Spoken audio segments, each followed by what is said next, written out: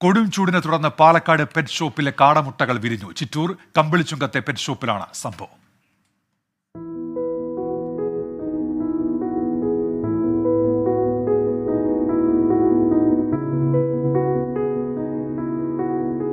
രാവിലെ കടയിലേക്കൊരു ഉപഭോക്താവ് എത്തിയപ്പോഴാണ് കൊടും ചൂടിൽ കാടമുട്ട വിരിഞ്ഞ കാര്യം കടയുടമ അറിയുന്നത്.